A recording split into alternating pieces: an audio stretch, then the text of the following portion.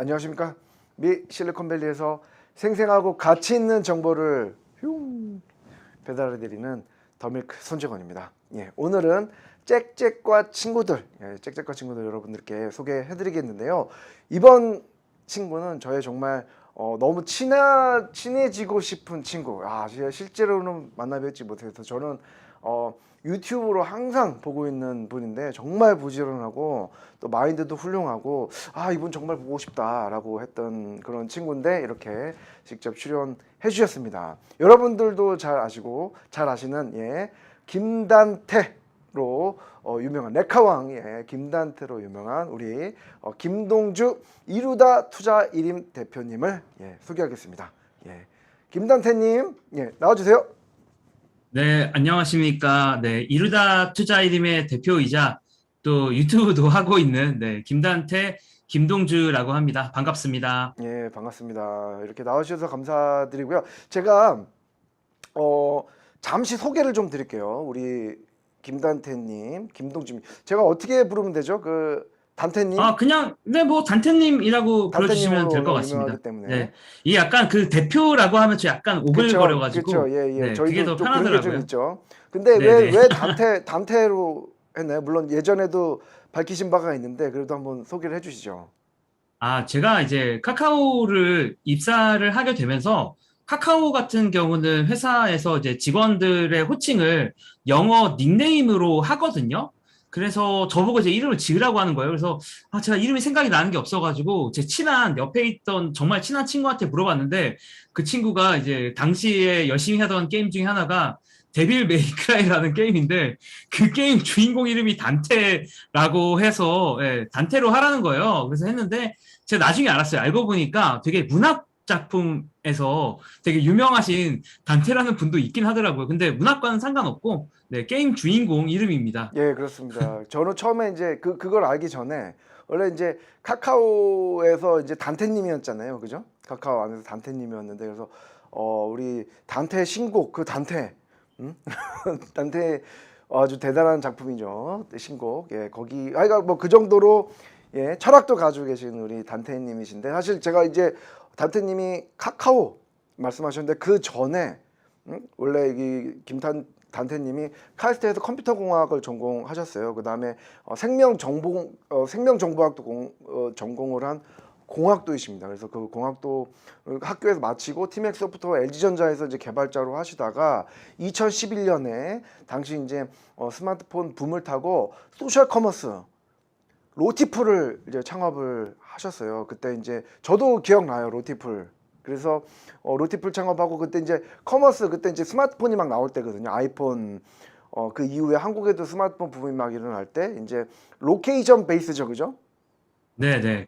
그래서 로케이션 타임 피플의 약자, 그러니까 합성어를 이제 저희 나름대로 만들어서 로티플이 된 거기는 해요. 그래서 위치 기반의 좀 실시간 커머스를 해보자라는 생각으로 이제 친구들끼리 그 당시에 이제 소셜 커머스가 좀 핫하긴 핫하니까 그런 소셜 커머스라는 아이템에 모바일만이 할 수 있는 게 뭐가 있을까라고 생각을 해가지고 나름대로 이제 모바일을 저희가 좀 앱을 막 먼저 만들고 이렇게 런칭을 했었죠. 그래서 이렇게 비즈니스를 했는데 저희가 원래 하던 비즈니스가 막 잘 되던 건 아니었고 단지 근데 저희가 개발 쪽으로 좀 치고 나갔기는 했었거든요. 막 특이하게 이렇게 저렇게 막 만들어 보고 했었는데 그런 게 아마 카카오 같은 회사에게 좋은 인상으로 남았었는지 카카오에게 이제 인수 제의가 왔고 그래서 결국은 카카오와 이제 M&A를 하면서 카카오로 들어가게 됐다라고 보시면 될 것 같습니다. 그렇습니다.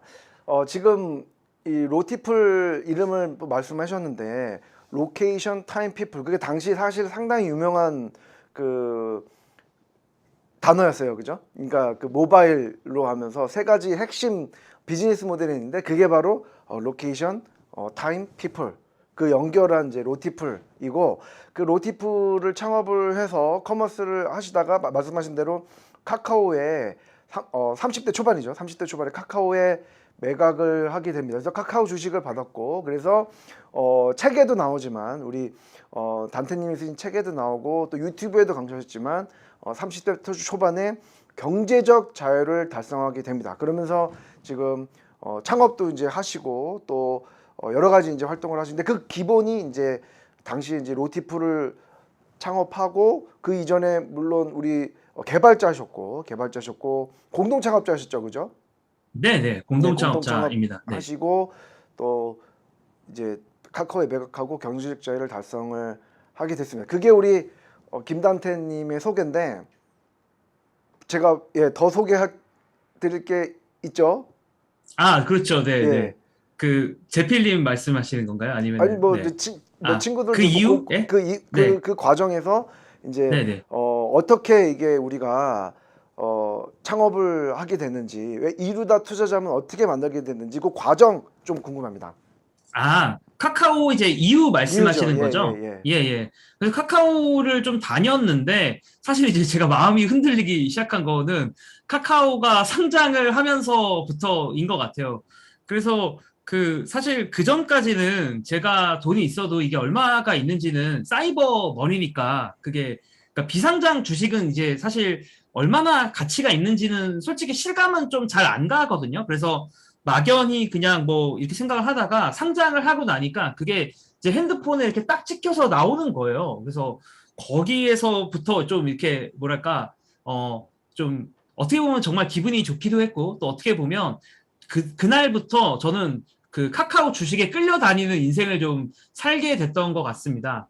그래서 뭐 그런 또 그런 즈음에 어쨌든 돈이 좀 어느 정도 여유가 생기니까 회사 일을 하기가 좀 싫더라고요. 아마 직장인분들 많이 공감하실 것 같은데 회사 일에 대한 좀 모티베이션도 많이 떨어지고 또 카카오가 제가 예전에 있었던 때랑은 좀 다르게 카카오가 조금 그런 뭐랄까 너무 이제 조직도 커지고 제가 할 일이 좀 예전만큼 명확하지는 않았던 것 같아서 고민 끝에 이제 카카오를 나오게 됐고요.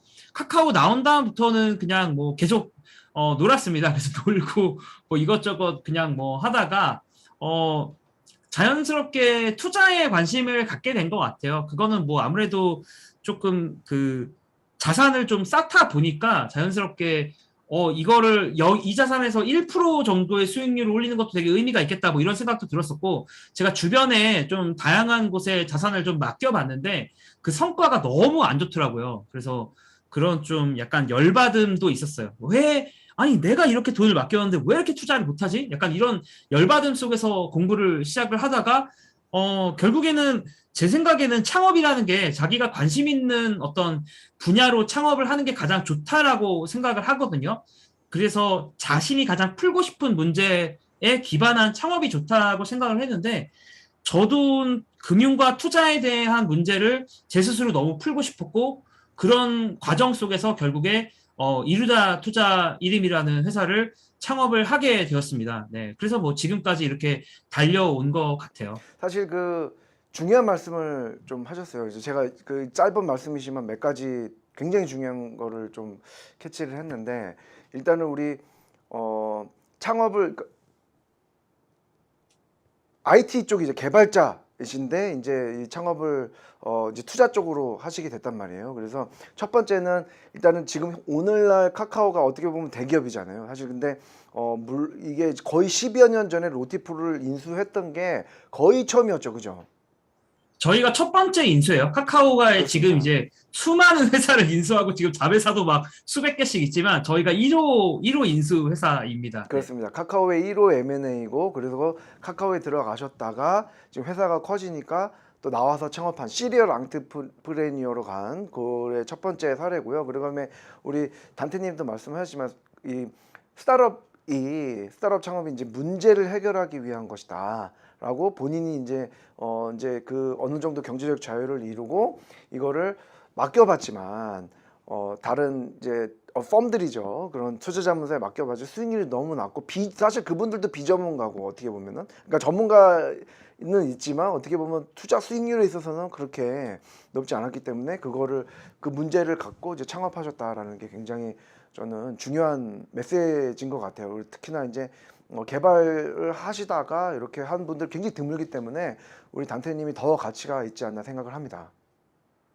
네, 과찬이십니다. 그런 분은 많지는 않죠, 그죠?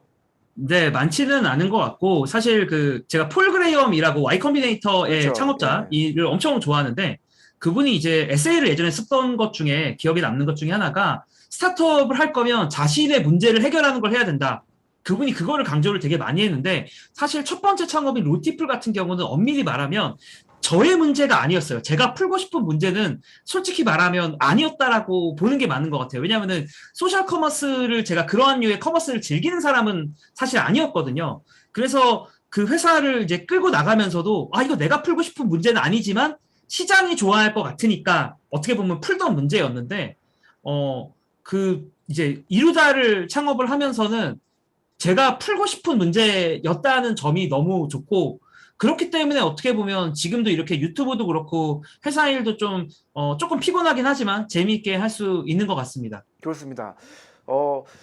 그런 면은 없었나요? 그러니까 지금 사실 어떻게 보면 투자 관련된 그 일을 하고 계시고 실제로 이제 그 이렇게 투자 이름의 대표로 하고 계시는데 이제 진짜 뭐랄까 근데 그 카이스트 개발자 출신이란 말이에요. 개발자 CS 전공이고 근데 그쪽에 있는 그 파이낸스 쪽에 있는 이 사람 뭐 비전문가인데 왜 이래? 이거 이 비전문가야 이러면서 좀 오해도 받고 그런 일은 없었나요? 뭐 이렇게 그 속으로도 어떻게 생각하시는지는 어. 모르겠지만 뭐 그렇게 생각하실 수도 전 충분히 있다고 생각을 하고요. 그러니까 당연히 이제 그런 그 뭐랄까 그런 지적이라고 해야 되나? 그런 비판은 뭐 저는 완전히 그렇게 생각할 수 있다고 생각을 하고 이제 저는 이제 그러다 보니까 제가 그런 점을 좀 더 보완해야 되겠죠. 그래서 요즘에는 이제 금융에 원래 계시던 분들도 좀 많이 저희 회사에 모시고 있어요. 그래서 결국에는 제가 부족한 거는 제가 해결할 수가 없으면 다른 좋은 분들을 모셔오는 게 맞지 않나? 뭐 그렇게 생각을 하고 있고 그렇게 해서 계속 좋은 분들을 지금 한두 명씩 약간 뭐 모으고 있다고 보시면 될 것 같습니다. 그래서 그런 식으로 좀 문제를 해결해 보려고 하고 있어요. 예, 그 잠시 이제 이제 이루다 투자 이름에 대해서 잠깐만 말씀을 드리면은 이게 투자 이름을 만드신 다음에 서비스 1년 만에 AUM 총 운용 자산이라고 하는데요. AUM 721억 원을 달성을 했어요. 사실 굉장히 빠르게 어느 정도 규모를 가지고 이제 시작이기 때문에 앞으로 굉장히 AUM도 커지고 또 그렇게 될 텐데 물론 이제 성과나 이런 것도 좀 장기적으로 봐야 되겠습니다만은 그래도 사실 굉장히 초기에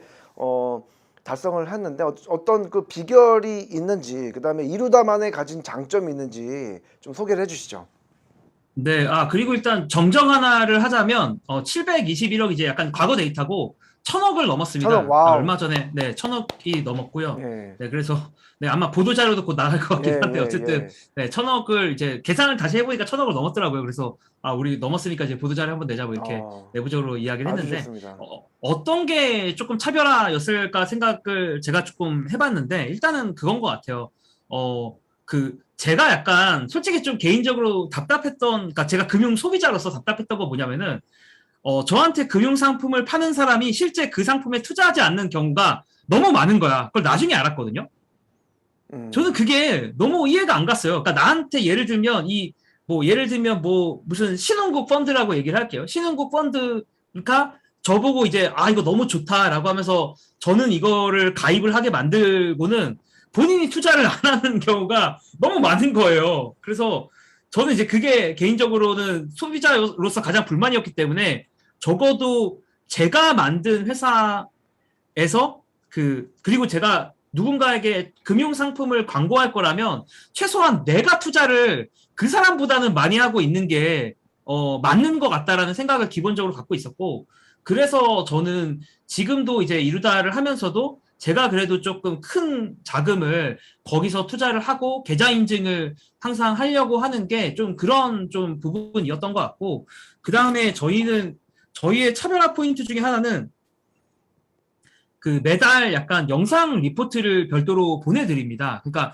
유튜브랑은 전혀 상관없이 이제 매달 더군다나 이제 유튜브 영상은 퍼블릭한 거니까 거기서는 이제 퍼블릭한 얘기들, 그러니까 좀 아무 얘기나 할 수는 없잖아요. 그래서 오히려 그 영상 리포트를 보내면서는 좀 속 시원하게 이것저것 좀 말씀을 많이 드리거든요. 그래서 매달 보내는 영상 리포트에서 조금 더 다가가는 커뮤니케이션을 하지 않았나라고 개인적으로 생각을 해요. 왜냐하면은 일반적으로는 그런 금융상품을 가입하고 나서 어떤 애프터 서비스가 없는 경우가 되게 많았고 저는 그게 또 불만이었거든요. 그래서 사실은 제가 소비자로서 불만이었던 거 두 가지를 좀 안 하려고 노력을 했는데 그게 좀 적중하지 않았을까라고 개인적으로 생각을 하고 있어요. 그렇습니다. 사실 지금 뭐 천억 AUM 천억 돌파하셨는데 이제 시작입니다. 아주 요 이제 요 분야에도 굉장히 유망주시고 앞으로도 많은 관심을 우리가 가질 만한 그런 회사가 바로 이루다 투자자문 투자이름이라고 생각을 하고요. 이제 약간 이제 우리 그 유튜브 하시는 이제 레카왕으로 잠깐 이렇게 말씀을 좀 궁금한 게 있는데 미국 주식 콘텐츠가 좀 우리가 좀 많잖아요. 그리고 영어 원문제 상당히 부지런합니다. 지금도 한국 시간 새벽 2시입니다. 이렇게 새벽 2시에 여기는 이제 아침 10시 좀 넘었지만 이 방송 저희가 하고 있는데 그 이유가 이제 그러니까 미국 장에 맞춰가지고 지금 하고 계세요. 그만큼 굉장히 성실하고 노력을 지금 하시는 거거든요. 이게 쉽지 않습니다. 그래서 그리고 영어 특히나 제가 이제 즐겨보는 이유가 영어 굉장히 원문 자료 찾으려고 상당히 노력을 하고요. 그러니까 어떤 뉴스가 나오면 그걸 원문 그리고 어떤 인터뷰 나오면 한글로 보도한 그런 거 하는 유튜브도 좀 있지만 우리 김단태님은 원문 찾아가지고 그거를 이제 친절하게 해석을 하신 거 굉장히 약간 높게 평가합니다. 진짜로 그건 박수고요. 많은 그게 이제 유튜버들한테도 도움이 되고 우리 이제 투자 이름에 맡기는 우리 고객분들한테도 큰 도움이 될 것 같아요. 그래서 궁금한 거는 특별히 이제 미국 증시에 많이 집중을 하시잖아요. 그 이유가 있나요?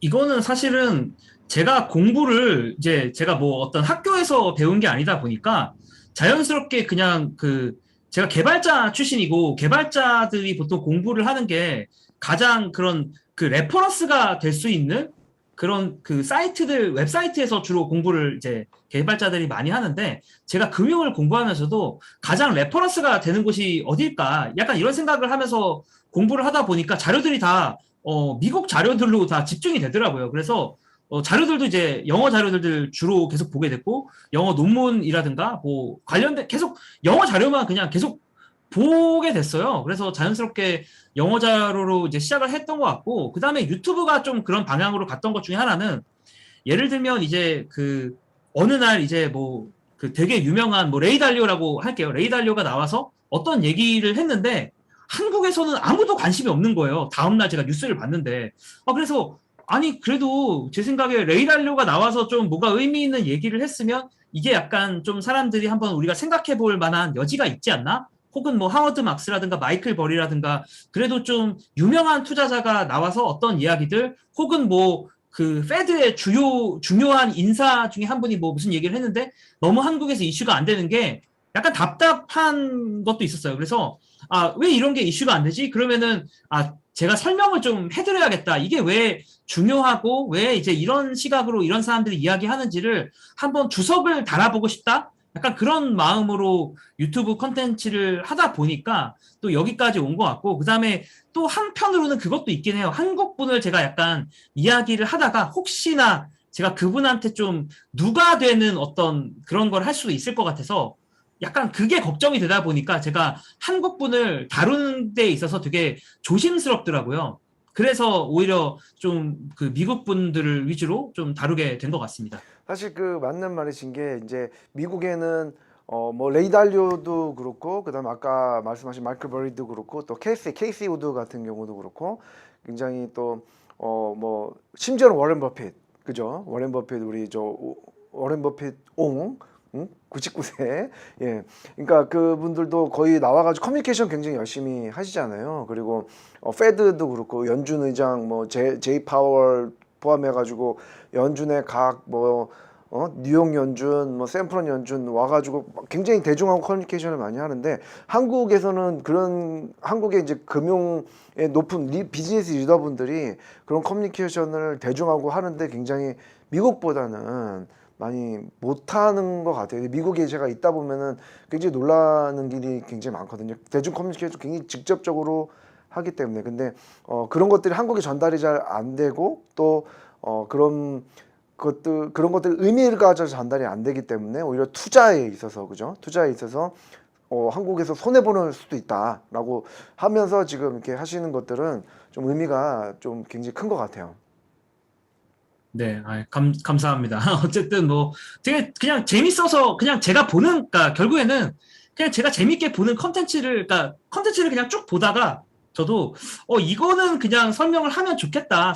그러니까 나만 알긴 아깝다. 그런 생각이 드는 것들을 그냥 유튜브화 시킨다라고 보시면 될 것 같아요. 그리고 우리 김단태님이 또 유명하신 그 이유 여러 가지 처음에 막 뜨고 그랬던 이유 중에 하나가 거인의 어깨에서 투자하라 요 말씀을 메시지를 전하고 그게 좀 와닿았던 것 같아요. 그죠? 그러니까 투자의 대가들의 투자 철학이라 투자 방침 그다음에 심지어는 뭐 그들이 어느 회사에 투자했는지도 다 투명하게 나오니까 그것을 따라하는 것들이 굉장히 앞으로 투자 갈팡질팡하지 말고 일단은 거인의 어깨에서 투자하면은 훨씬 더 쉽고 받아들이기도 쉽고 그 이유가 있을 거 아닙니까? 그리고 그런 것들이고 그 중에 아까 언급하셨지만 레이 달리오를 굉장히 좋아하시는데 그럼 이 개인 투자자들 그러니까 개인 투자자들 괴미 입장에서 왜 이제 대가들의 전략을 공부해야 되는지 그리고 그걸 공부를 하면 어떤 걸 배울 수 있는지 직접 설명해 주시죠. 네, 일단은 저는 개인들이 입장에서는 사실은 처음에 가장 막막한 것 같아요. 그러니까 저도 사실 좀 되게 막막했고, 그러면 내가 모르는 거를 어떻게 하면 가장 효율적으로 배울 수가 있을까라는 관점에서 생각을 하니까 저는 제가 예전에 그 컴퓨터 프로그래밍 공부했을 때도 조금 비슷한데, 프로그래밍을 공부할 때 제가 어떻게 했었냐면, 그 제 주변에서 프로그램을 제일 잘하는 애를 찍어서 걔가 어떻게 하는지를 좀 따라하려고 노력했어요. 그러니까 걔는 평소에 뭐를 보고 어느 사이트에 들어가고 어떻게 행동하고 뭐 그런 거를 좀 따라하려고 노력을 했는데 투자도 좀 비슷한 것 같습니다. 그래서 투자를 잘하는 사람들을 찍어가지고 그 사람들은 도대체 어떻게 생각을 하고 어떻게 실제로 투자를 하고 아까도 방금도 말씀해 주신 것처럼 사실 미국 같은 경우는 이제 분기마다는 어떻게 투자하는지를 공개하게 돼 있으니까 아니 이거 답안지까지 있는 거 아닙니까? 어떻게 생각해 보면 그래서 그런 관점에서 일단은 좀 뭐랄까 개미분들 그러니까 처음 투자를 시작하시는 분들 입장에서는 그 투자자를 이렇게 이런 식으로 투자하는 사람들이 있구나라고 하면서 그래도 나름대로 그 제가 언급하는 사람들은 어느 정도는 검증이 됐다라고 생각은 하거든요. 그래서 그런 사람들을 한번 좀 우리가 참고해 보면 어떨까라는 생각은 하고요. 다만 조금 주의할 점이 있다면 그 각각이 사실은 조금 투자 철학이나 스타일이 달라요. 그래서 그 뭐랄까 본인의 철학을 만들지 않은 상태에서 A라는 사람도 보고 B라는 사람도 보고 C라는 사람도 보면 너무 이해가 안 갈 수가 있거든요. 그렇기 때문에 이제 너무 그런 혼란을 조금 피하기 위한 좀 고민이 필요하다라는 생각은 듭니다. 뭐 아주 단순하게 예를 들면 마이클 버리는 테슬라의 하락에 베팅하고 있고 캐시우드는 테슬라의 상승에 베팅하고 있거든요. 그러면은 사실은 개인 투자자 입장에서 엄청나게 혼란스러울 수밖에 없죠.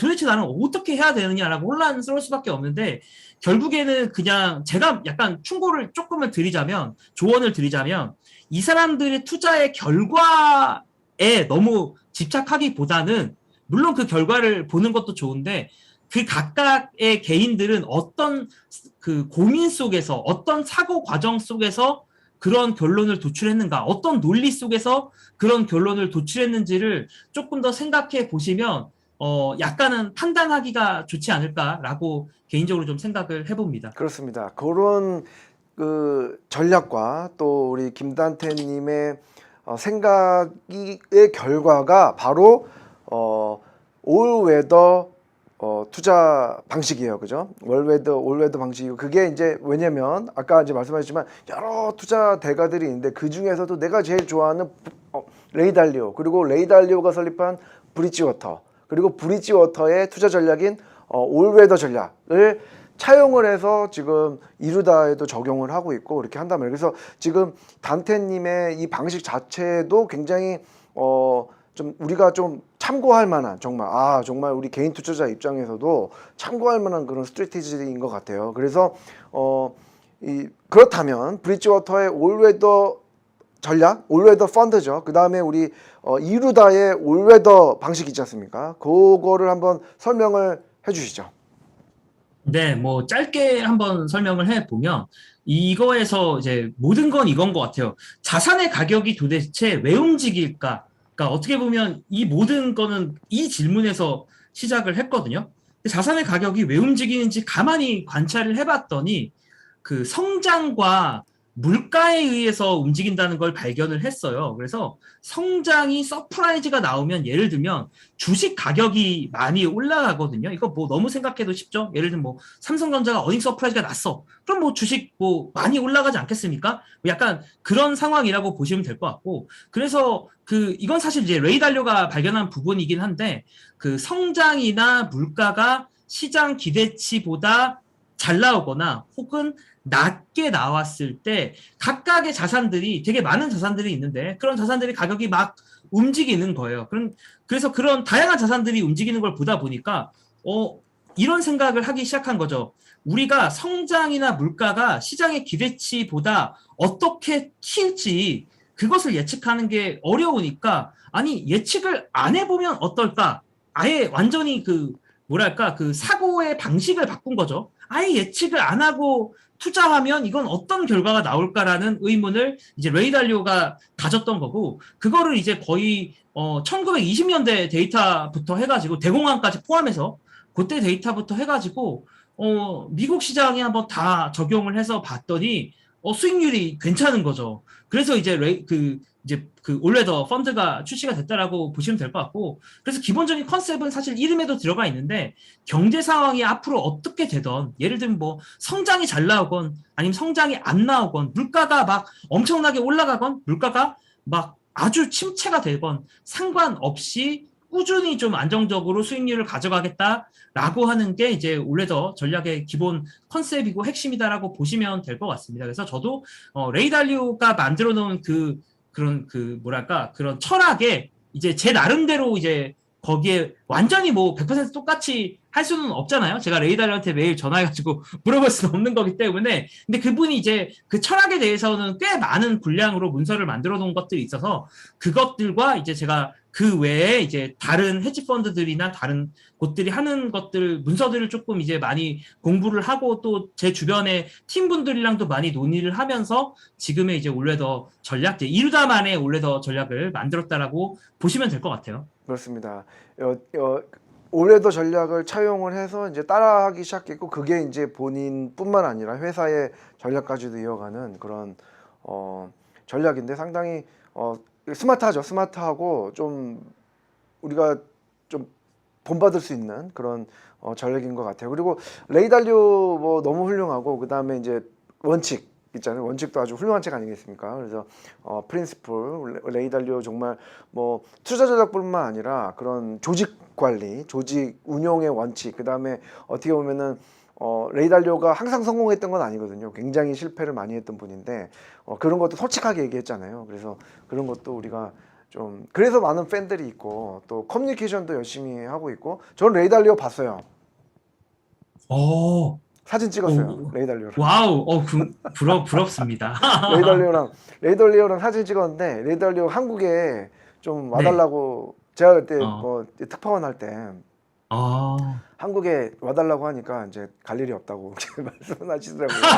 아, 솔직하시네. 네, 이렇게 립 솔직하시죠. 서비스라도 립 그러니까 서비스로라도 립서비스 안 이제, 하시고 갈 일이 없다.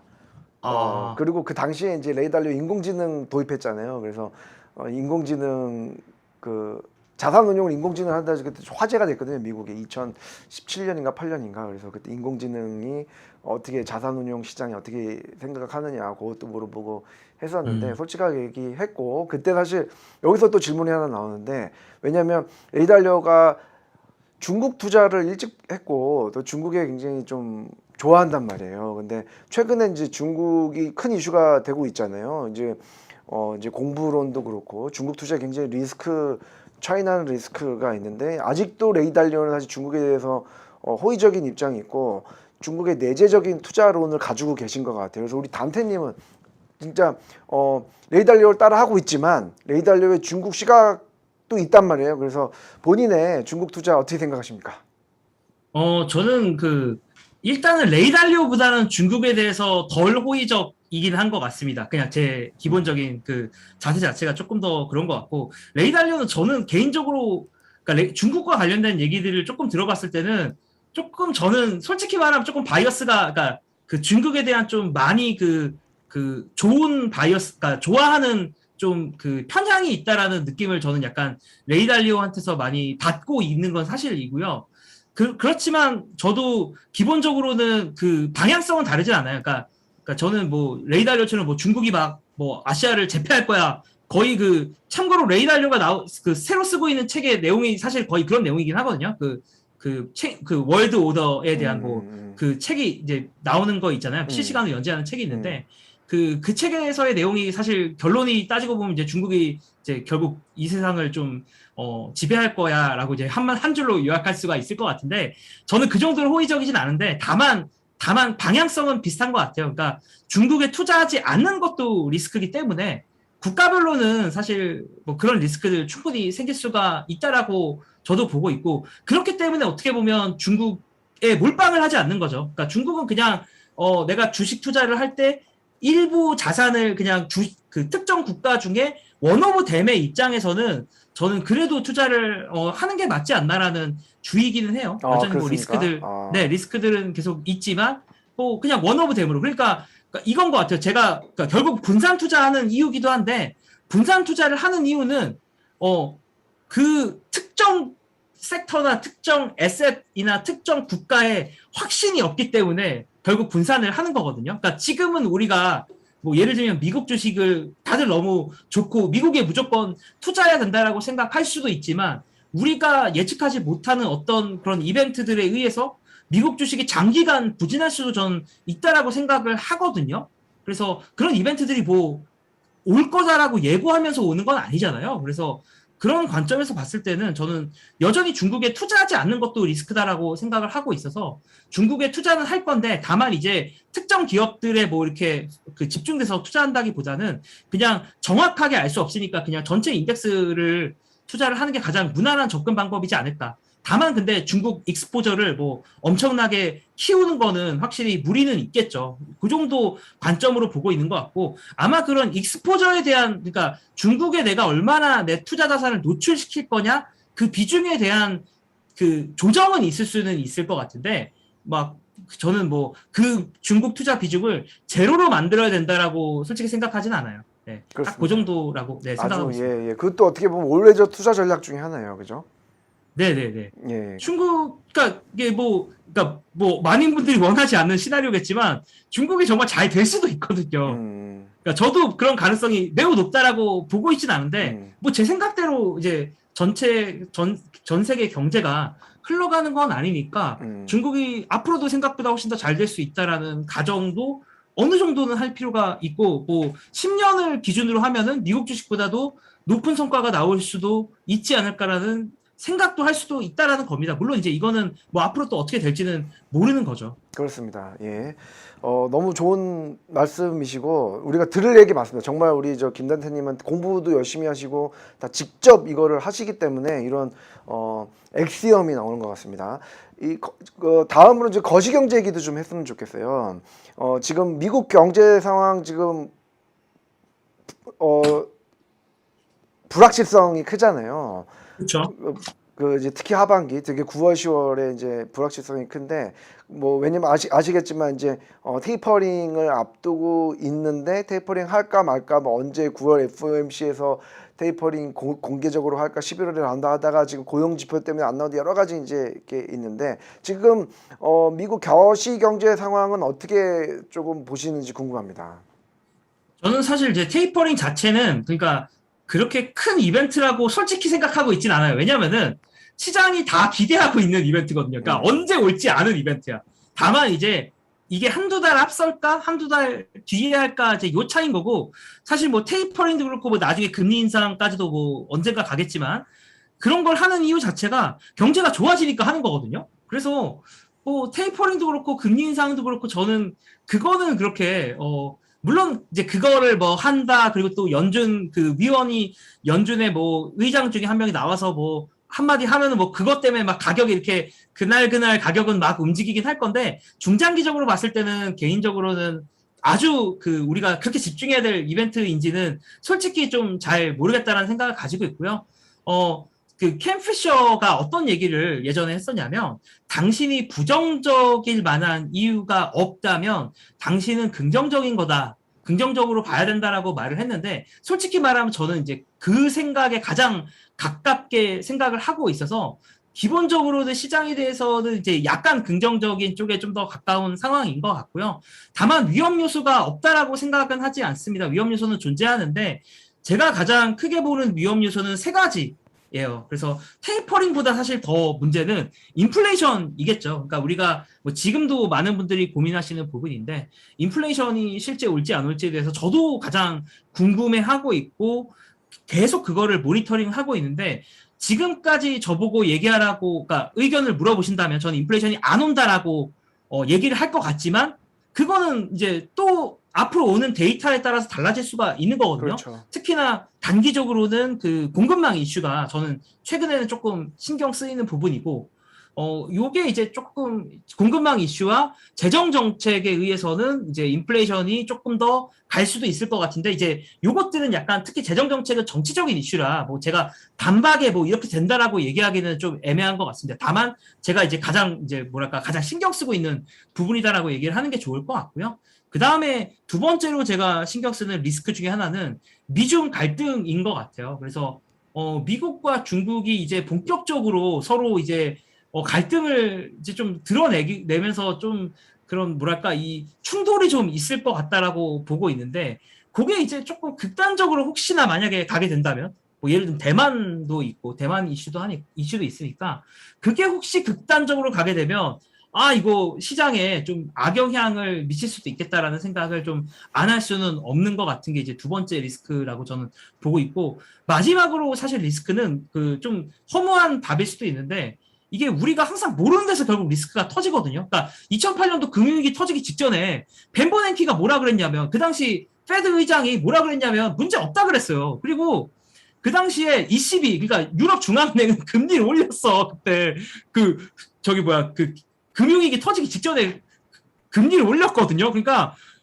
그 뭐랄까 그 가장 많은 데이터를 갖고 있는 중앙은행조차 그 리스크가 코앞에 있는데도 그 리스크를 모르는 경우가 생각보다 많은데 하물며 저 같은 미몰이 어떻게 그 알 수 없는 리스크가 있을지 알겠냐라는 거죠. 그래서 약간은 조심하자라는 마인드를 안 가질 수는 없고 우리가 모르는 리스크 분명히 존재하지 않겠느냐라는 생각인데 뭐 이렇게만 말하면 또 너무 부정적으로 느껴질 수 있겠지만 아까 말했던 저의 그 기본적인 방향은 캠 피셔와 같습니다. 그러니까 이런 리스크는 존재하는 것 같지만 그럼에도 불구하고 저는 이게 아주 엄청난 리스크라고 생각하지 않기 때문에 계속 투자를 해나갈 것 같다라고 말씀드릴 수가 있을 것 같아요. 그 단테님도 물론 이제 유튜브에 잠깐 많이 이거 언급을 하시지만 그 크립토는 어떻게 보십니까?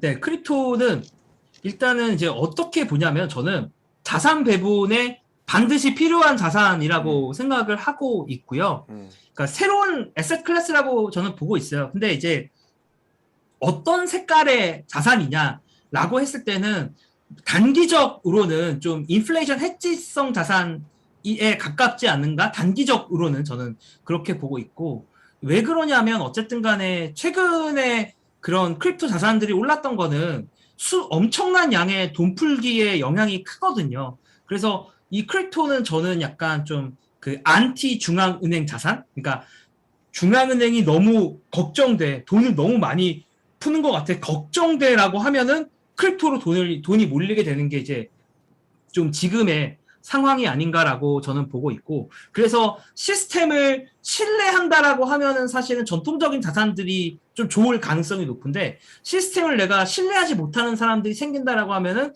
그런 돈들은 또 크립토로 도망갈 수가 있으니까 그런 관점에서 봤을 때는 저는 약간 자산 배분하기 너무 좋다. 왜냐하면은 자산 배분하기 좋은 자산 중에 하나는 서로 좀 다르게 움직이면 움직일수록 자산 배분하긴 좋거든요. 그래서 그런 관점에서 봤을 때는 저는 크립토는 정말 긍정적으로 좀 보고 있고요. 다만 이제 제가 약간 걱정하는 부분은 뭐냐면 크립토의 기술이 우월하고 저는 뭐 그건 너무 당연한 것 같고 결과적으로는 블록체인의 기술들이 앞으로 많은 것들을 전 대체해 나갈 거라고 보는데 이제 이 대체하는 과정 속에서 정치적이거나 규제적인 갈등이 너무 많을 것 같고 그런 규제적인 갈등, 정치적인 갈등 속에서 얼마나 오래 걸릴 줄 모르겠다라는 거죠. 그래서 그게 좀 오래 걸리게 되면 뭐 그냥 우리가 원하는 것처럼 이렇게 바로 이렇게 아름답게 뭐 비트코인이 뭐 얼마가 되고 뭐 이렇게 된다기보다는 그 중간중간에 많은 출렁임들이 좀 있을 것 같아요. 그래서 투자를 하시면서는 저는 기본적으로 긍정적이긴 하지만 이 높은 변동성이 예상이 되기 때문에 그런 좀 너무 몰빵보다는 좀 분산해서 가지고 있으면 좋지 않을까라고 생각을 하고 있습니다. 예, 그래서 이제 규제가 크립토 규제도 많아지신다고 말씀하셨잖아요. 지금 그것 때문에 오히려 규제가 더 하는 것들 기술적으로 우월하고 규제로 인해서 오히려 더 좀 포용되는 그런 흐름이 미국에서는 있거든요. 네, 맞습니다. 근데 이게 약간 이제 좀 있으면은 아마 연준에서도 CBDC 관련된 리포트를 발표하겠다. 발표하죠. 막, 예. 네, 그렇게 발표하겠다라고 이제 얘기를 했거든요. 곧 CBDC 리포트가 나온다라고 얘기를 했고, 그 다음에 이제 SEC 지금 의장이신 분이 사실 블록체인에 대한 이해도가 되게 높긴 한데, 뭐 얼마 전에 이제 코인베이스를 상대로 약간 소송하겠다. 뭐 이런 얘기들도 했었고, 그래서 그러니까 이게 이제 그 크립토가 블록체인 기술이 실생활이 되어가는 과정에서 이제 다양한 지금 그 정부 당국과 이제 규제의 손길이 이렇게 들어오고 있으면서 이제 약간 갈등들이 어쨌든 생기는 거고 그리고 사실 되게 중앙은행 입장에서는 되게 눈에 가시거리긴 하거든요.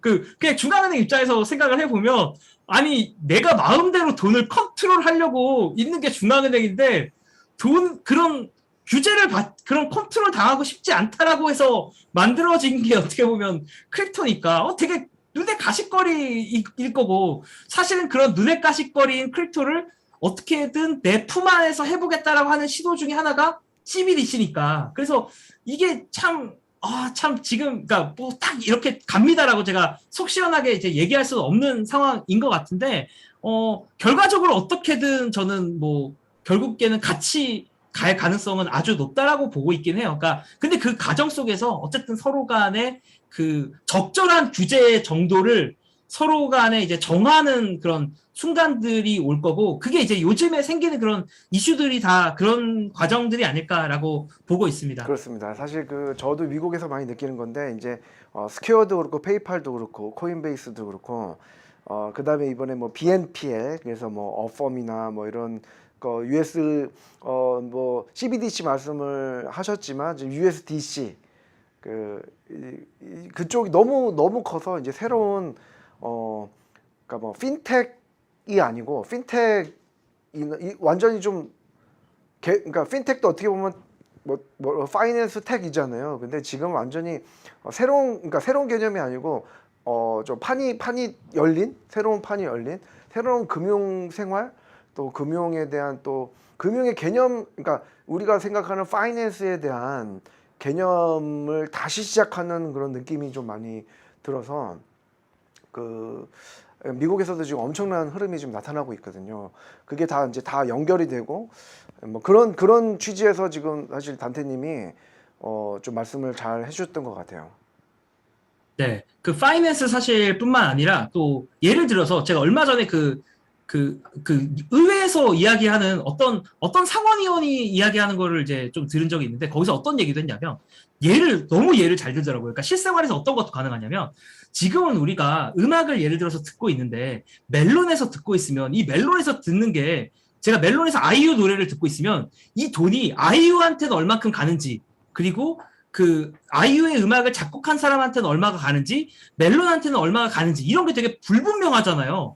그러니까 우리가 향유하는 많은 시스템들이 중간자가 얼마나 가져가는지가 되게 모호하고 불분명하고 정산도 사실 바로바로 실시간으로 안 해주고 그런데 여기에 크립토가 또 올라가면 완전히 또 판이 바뀌는 거예요. 여기에 블록체인 기술이 올라가면 제가 음악을 1초 한 곡을 들을 때마다 이게 도대체 누구한테 어떻게 얼마나 가는지 투명하게 바로 정말 돈을 바로바로 보내줄 수 있거든요. 그래서 방금 이제 판이 커진다라고 지금 손 대표님께서 설명을 해주셨는데 판이 커지는 정도가 아니다. 이게 만약에 진짜 블록체인 기술이 가면은 파이낸스뿐만 아니라 정말 다양한 업계에 적용이 가능하긴 한 것 같아요. 그렇습니다. 그게 이제 라이프 스타일도 저는 이제 들어오고 있다고 생각하고 그 대표 기업 중에 하나가 저는 스퀘어라고 생각을 개인적으로는 하고 있고요. 그래서 뭐 그런 개인적인 생각, 그건 이제 우리 단태님하고 일치하는 생각인 것 같아요.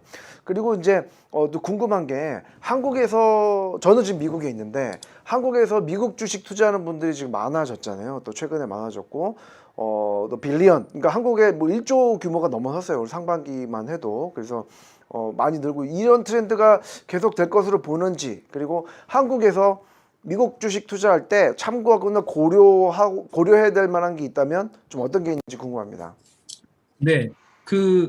저는 이제 그 주식 투자 트렌드가, 그러니까 한국이건 미국이건 결국에 그 국가에 주식 투자하는 사람이 늘어나는 이유는, 이제 결국 주가가 많이 올랐기 때문이거든요. 그러니까 저는 그 주가가 많이 오른 거에 대한 그 리액션으로 개인 투자자들이 많이 들어오는 거다라고 보고 있는데, 정말 솔직히 말씀드리면 이게 슬프지만 금융의 역사를 봤을 때, 하락장이 오면 다 떠나가요. 그래서 그러니까 지금은 이제 특히나 미국 주식 같은 경우는 지금은 상승장이니까 다들 뭐 너무 좋아하고 투자를 하고 계시지만, 또 우리가 하락장은 저는 반드시 올 수밖에 없다라고 생각을 하거든요. 그리고 그럴 때 이제 많은 분들이 또 사라지고 또 금융에 대한 투자에 대한 관심을 끊지 않을까, 많은 좀 걱정을 개인적으로 조금 하고 있습니다. 그래서 근데 이제 금융의 역사에서는 개인 투자자들이 그런 하락장이 왔을 때 많이 떠나가는 것들을 많이 봐가지고 이제 그런 부분들이 조금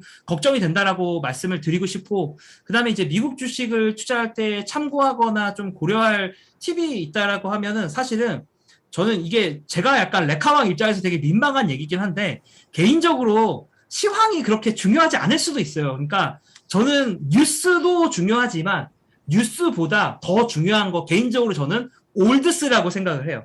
그러니까 금융의 역사가 정말 긴데 이 긴 금융의 역사 속에서 어떤 일들이 있었는지를 좀 한 번 한 번 그 과거의 그런 데이터들이나 과거의 기사들이나 이런 것들을 찾아보면서 과거에 도대체 어떤 게 있었고 내가 여기서 어떤 걸 배울 수 있을까.